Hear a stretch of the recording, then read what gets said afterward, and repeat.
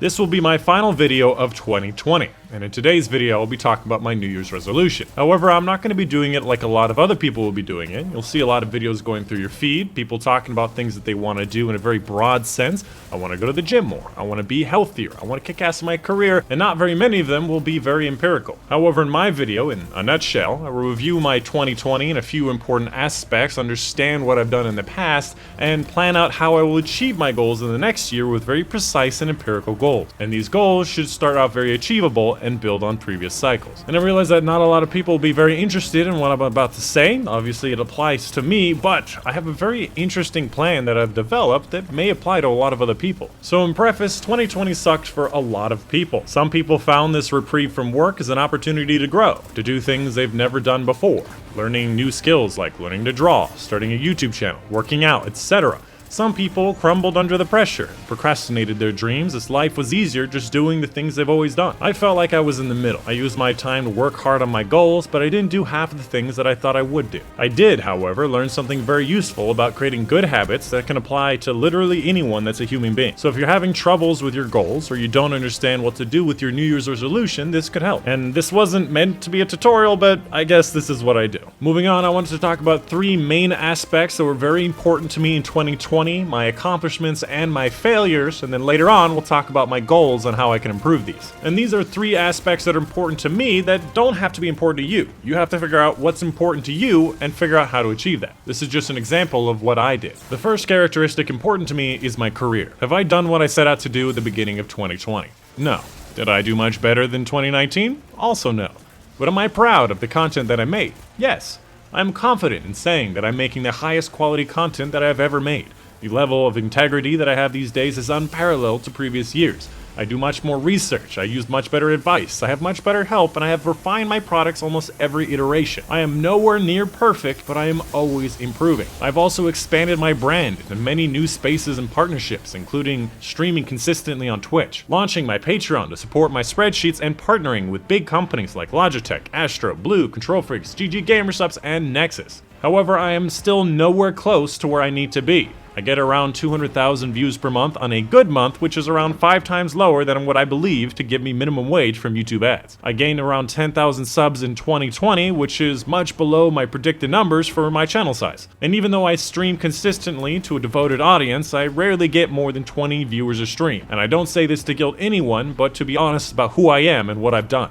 The only way I can improve is if I understand what's going on. The next important aspect of my life in 2020 was working out and my health. Now, I'm not going to go over every little bitty detail. I actually have a very extensive plan for my workouts, my health, and all that whatnot. I'll try to kind of round it out in a bit of a nutshell. Now, I have done many intense workout regimes over my years on planet Earth, from 4 varsity letters in track and field and cross country to working out in the gym 5 days a week, whey protein shakes, and even working with a trainer. But I never locked down a good habit. I realized that I was in my mid-20s and I had plenty of time to take my time and build a strong foundation. So in September 2019, I made a workout plan called Mission Workout. I started with something so easy and fun that I wouldn't dislike doing it. I started by walking for 30 minutes 4 times a week while playing Pokemon Go. And after 8 weeks, I stepped it up to 1 hour, 4 times a week, and started listening to fun comedy and news podcasts as Pokemon Go was getting a bit boring. And every 8-week cycle, I stepped it up with a little bit more, with adding and increasing calorie counting to eat enough, adding some gym stuff, adding better dietary options, and even adding hygiene things like brushing my teeth. I chose 8-week cycles because it takes 30 days to make a habit and another 30 days to make it easy, which is somewhat hearsay, but it worked for me. I can say with pride that I've gained over 30 pounds since I started my special workout plan about a year ago, from 155 to 190. Keeping in mind that I'm a 6'6" man and I've never been over a 19 BMI in my life,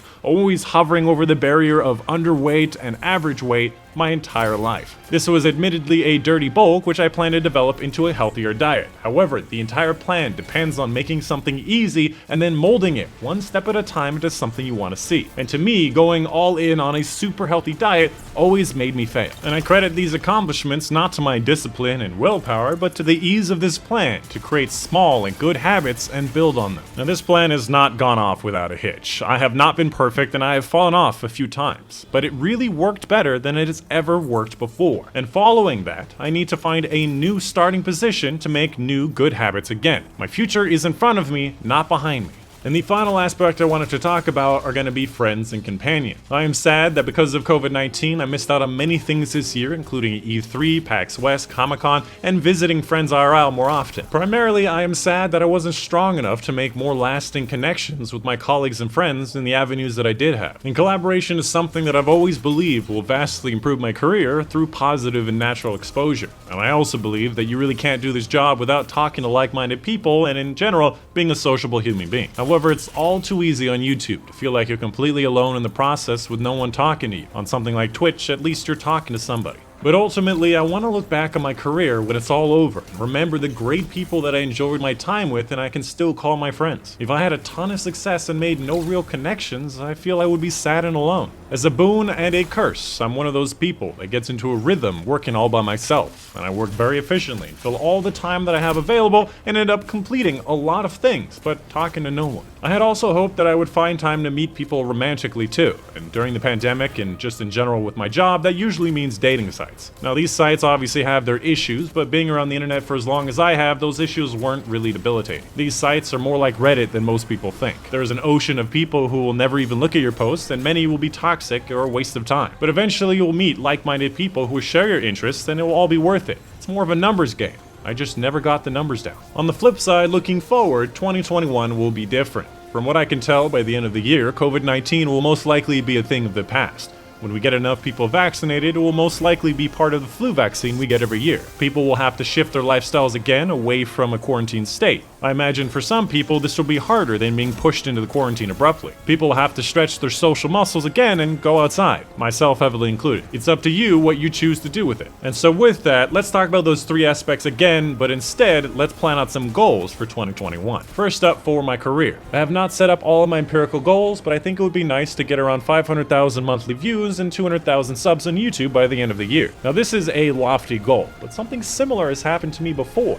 I went from 14k to 85k subs in 2 months back when Destiny 1 released. And I think the best way to achieve this goal would be to make genuine and big collaborations. Now I wouldn't be hitting up PewDiePie, but I would want to get to know more of my fellow colleagues and community leaders. And I truly believe that I create an incredible product and I have incredible character that people will value. And this time I will hopefully suck up my fear and skepticism and really give it a good go, starting with simple and easy goals and building on top of it. If you know somebody that would like to collaborate, please let me know. I also want to make smaller interim goals to make the annual goal feel easier and more modular. Don't get stuck in the fear of a long-term, year-long goal. Take it piecemeal, like 2 months at a time. And as my dad always said, the only way to eat an elephant is one bite at a time, or that a 1,000-mile journey starts with one step. But usually he butchers the idiom and says something like an elephant walking 1,000 miles will take one bite per step to get where he's going, and then he smiles at me earnestly like I got it.